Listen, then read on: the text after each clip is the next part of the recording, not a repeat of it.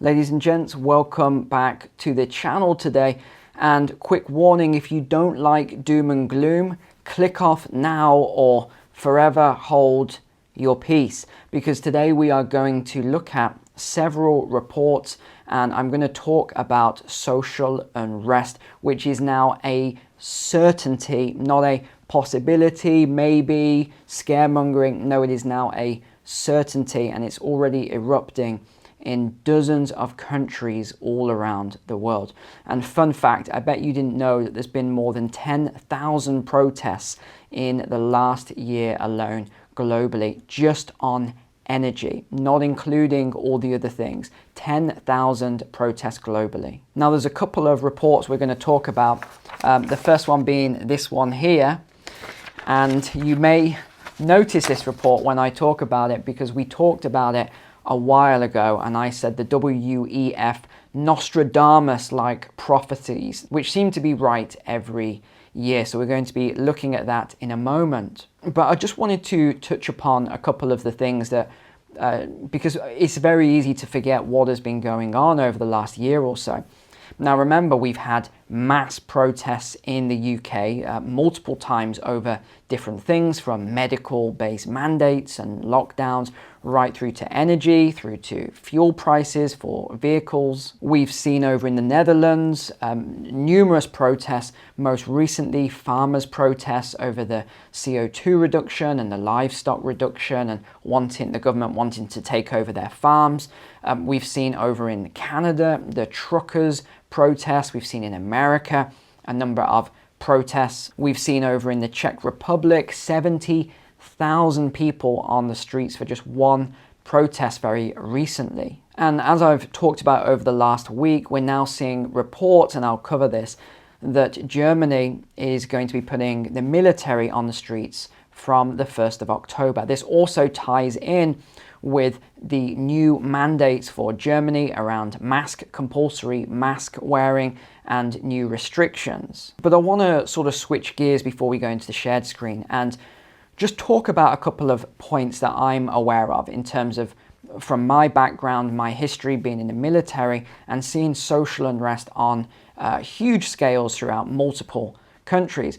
I've now visited 72 different countries around the world, and no doubt that will go up even more over the years if I'm permitted to travel, which would be lovely. One of the things I talked about last year when I was in Tamarindo in Costa Rica was the social unrest that was taking place in South Africa, which was pretty extreme. That's one of the worst that I've seen in a long time. But I think that's going to pale in comparison to when people are both... Now, in fact, let's just talk about this.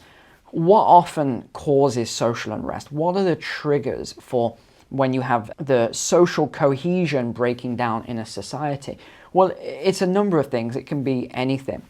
People often talk about empty bellies causes angry people. I wouldn't necessarily say that's true. Empty bellies definitely get people motivated to take some sort of an action. But I would say anger is the biggest motivator for people getting rowdy and taking to the streets. The other thing associated with that is the wealth divide. And whenever you see wealth inequality, and you can look back hundreds if not thousands of years throughout history, there is a tipping point when eventually the people say enough is enough. And over the last 2 years, we have actually seen the greatest wealth transfer in the history of the planet. Social unrest can come from other things as well. It can be political, it can be society-based, it can be food, it can be energy, cost of living crisis, religious, even racial. We've seen mass social unrest around racial issues in the last couple of years as well. But I think one of the big triggers for what's coming down the line is, if you think about the poorest people in society who actually need the most help right now, they're really being left behind. And when you're spending a lot of your income, so a huge proportion of your income, on basic necessities like food, rent, and energy, where not only is there no money left at the end of your paycheck, but you're actually going into debt every single month, and then you're seeing very lavish things, other people living extremely lavishly and the public paying for these lavish events and things, it creates this sort of tension and anger and bitterness and divide, and that's what I'm seeing a lot of at the moment. I do want to move to the shared screen now and talk about a couple of these very concerning reports.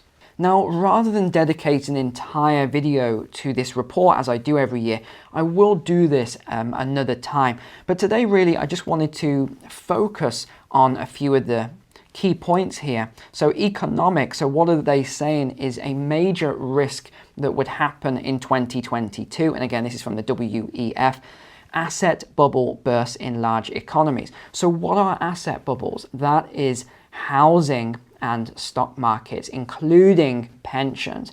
So this is a huge worry for most people, because if your house, if there's a housing market crash, if there's a banking crisis, that means that people's savings could be wiped out or bailed in. If there is a stock market crash, that means that pensions could be wiped out or at least massively depreciated. So this is one of the risks that they are talking about here. We also have a collapse of systemically important industry. Well, again, we are seeing that taking place with energy, especially within the European Union, debt crises in large economies, failure to stabilize price trajectory. I mean, this is incredible.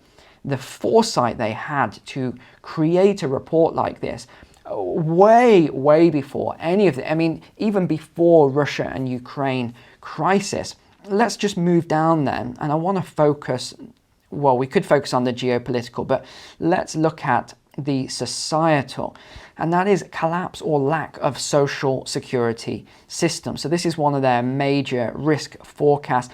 Employment and livelihood crises, yes, we have definitely seen that. Erosion of social cohesion, failure of public infrastructure, infectious diseases, large-scale involuntary migration, pervasive backlash against science. I mean, you can't make this stuff up. You really can't. Severe mental health deterioration, widespread youth disillusionment. We have pretty much seen every last thing on that forecast.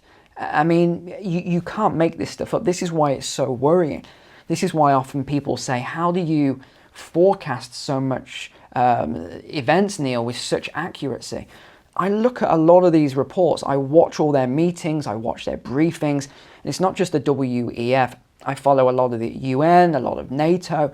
I follow a lot of these people who have the influence. I follow what they say and I watch the interviews, and then I just piece it all together. And that is why I'm saying to you with this video, you really need to be aware of what is coming down the line with this breakdown in social cohesion, what they refer to as social unrest. Because for many of you, I think if you haven't prepared for this now, you're probably somewhat too late, because it's not easy to prepare for something like this. You've really got to, well, in fact, I can't even talk about such things on this video platform, but you've really got to prepare for this sort of stuff a long way in advance. The next report that I want to bring your attention to then is this one, which really took me by surprise. So 101 countries witness rise in civil unrest in the last quarter. That's just 3 months. Okay, 101 countries in the last 3 months. Please get this. I hope you are understanding the significance of what I'm saying here in these reports. The world is facing an unprecedented rise in civil unrest as governments of all stripes grapple with the impacts of inflation on the price of staple foods and energy, according to the latest edition of our Civil Unrest Index, the CUI. So this isn't, as if it's CNN or Fox News or the BBC just putting out a random report. No, this is the Civil Unrest Index that is putting this out. And they've got no reason to lie. In fact, I would have expected them to lie and say, oh, everything's fine. But no, they are actually giving you facts here.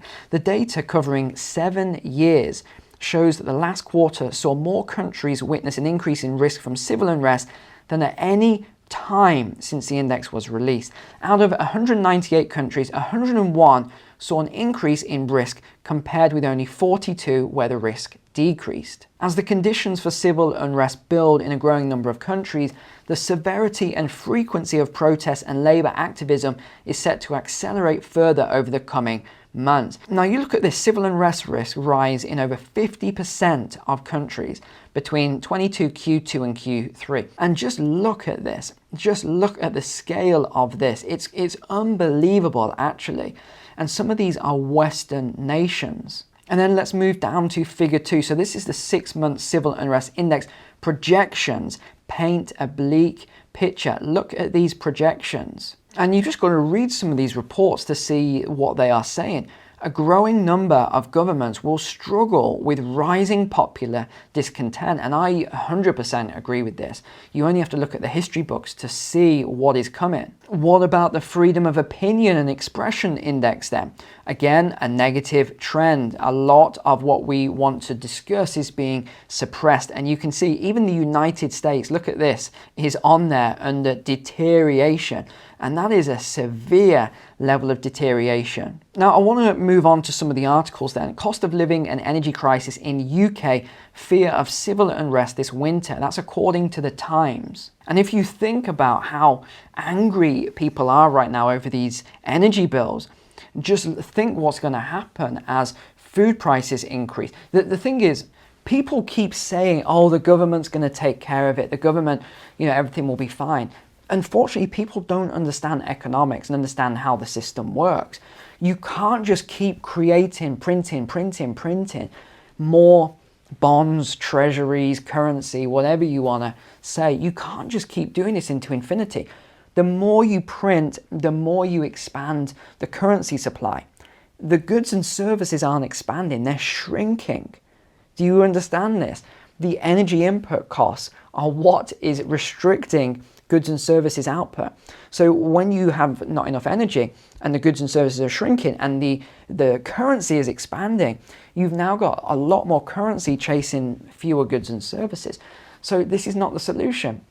Even in the US and the UK, everyone's saying, Biden, hero. Oh, thank God for him. Liz Truss, wow, look at Liz printing hundreds of billions for the energy crisis. Oh, she's a hero. No. She's just taking the easy way out.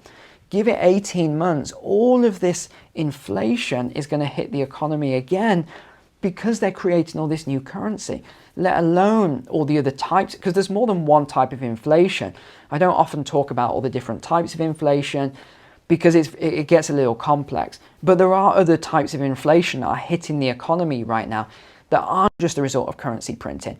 Some of it is supply chain breakdowns. It's the breakdown of the labor pool, the $2 a day labor pool in developing nations. It's the impact of ESG mandates on energy, therefore restricting the energy, making energy more expensive. There is a lot going on right now. And even the IMF chief, who I don't like at all, Kristalina Georgieva, she is saying harsh winter may cause social unrest in Europe. Is it any surprise that Germany is going to be putting troops on the streets? Here's what I referenced earlier. More than 10,000 energy protest events took place in 130 countries between November 21 and the first week of August. So that's even less than a year. That's just 9 months. What else are we seeing? Blackout. This was a simulation done. The first German district blackout simulation. 400 dead in 96 hours. Germany's municipalities are getting serious and preparing for the concrete consequences of a widespread power blackout.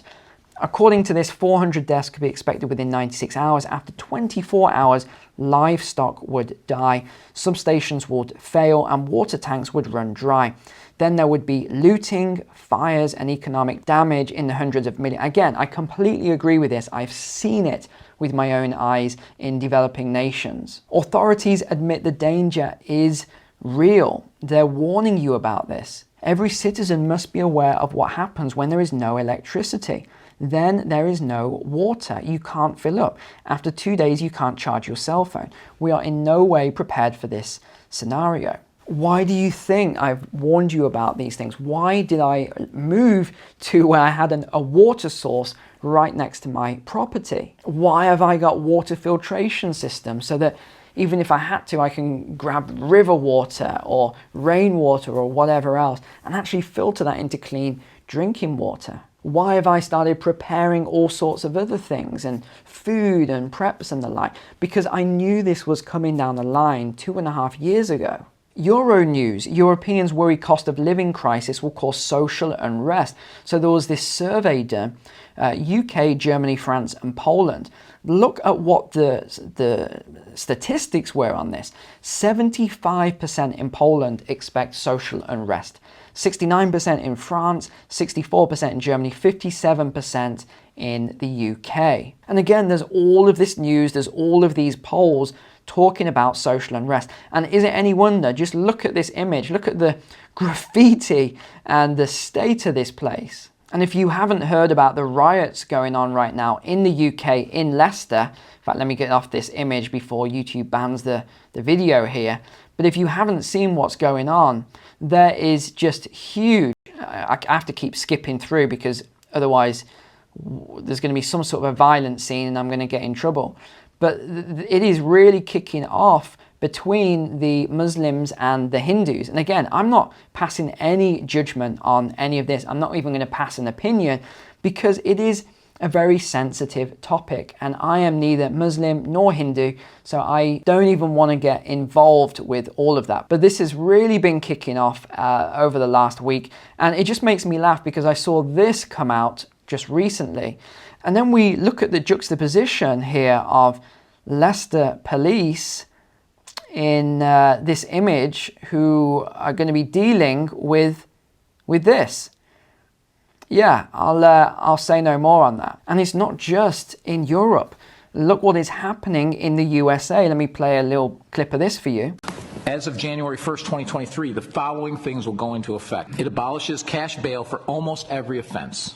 Okay, so let's just touch on that first of all. So it abolishes cash bail for almost every offense. This includes kidnapping, armed robbery, second-degree murder, drug-induced homicide, aggravated DUI, threatening a public official, and aggravated fleeing and eluding. I can't actually play it because I'll get a copyright strike, but I'm going to just play you a little clip of it and just do it in 10-second segments. Offenders released on electronic monitoring have to be in violation for 48 hours before law enforcement can act. They could almost drive to Alaska before we can even look for them. All right, so all I'll say there is good luck to the USA with these new rules and policies. And keep this in mind, businesses and homeowners. Officers will no longer be able to remove trespassers from your residence or your businesses. It's almost as if they want absolute craziness to take place. Someone could decide to live in your shed, and all we can do is give them a ticket. You have to decide what level of force is required to remove them and whether or not it's legal. And then as we finish up then, here are the articles. People ask me, can you link me, some of these articles? Always you can see the article address in the top bar here, talking about troops on the streets from the 1st of October. And this is what I referred to again. Germany is reintroducing mandatory mask wearing on a national scale. So this is from euroweeklynews.com. So you can find that there. And then finally, the local D, Germany to enforce new COVID rules from October the 1st, which actually ties in with the date of troops going onto the streets. So I will leave it there for today. You've got a lot to ponder on there and a couple of articles if you want to go and look those up and research for yourself. But overall, it's not looking good. I just hope that you have prepared in some ways that I've been talking about. Remember, I've got some playlists on my channel that talk about different ways for preparation. I'm not a prepper. There's loads of really good prepping channels out there that you can check out. I'm just a guy that's done my own research and prepared the best way I can for me and my family. So with that said, take care. God bless you all, and I will see you tomorrow. See you then.